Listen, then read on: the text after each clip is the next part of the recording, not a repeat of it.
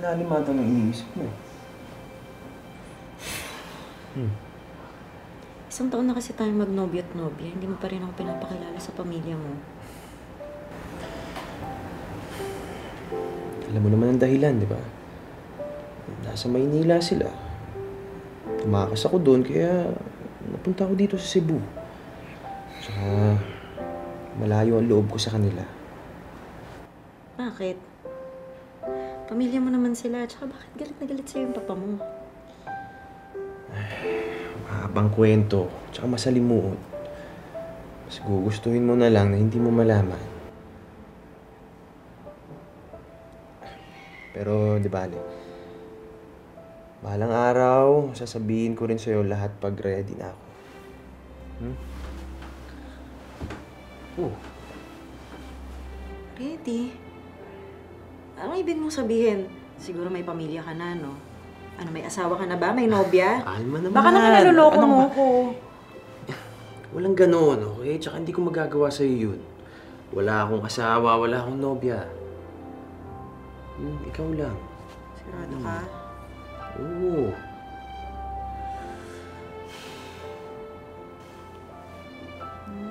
Baka naman may illegal na negosyo yung pamilya mo, kaya ayaw mo ipakilala. Ikaw talaga, ang lawak-lawak ng imahinasyon mo. Kumot sa imo. Ayaw mo kasi magkwento eh. Papaka-misteryoso ka pa. Eh, bakit? Yun naman yung gusto mo, di ba? May pagka-misteryoso. Pero, di ba, Alma? Pwede naman tayong gumawa ng kwento natin. Yung magkasama tayong dalawa. Tapos, sa susunod na taon, magpapakasal na tayo. Talaga? Oo naman. Kasal Tapos, talaga. pagkatapos ng kasal, alam mo kung ang gagawin natin. Bubuo tayo ng malaking pamilya. Mga 12 anak. Kaya mo? Grabe naman yun. Parang Kaya mo yan. Pero papakasalan mo ako. Oo naman. Mahal na mahal kita, Edgardo.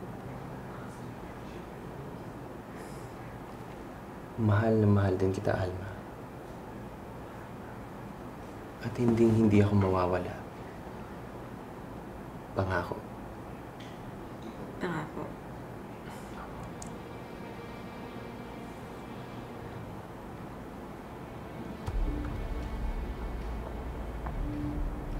Alma, bakit ganito ang nararamdaman ko? Anak ko ba talaga si Elias? Bakit hindi mo sinabi sa akin?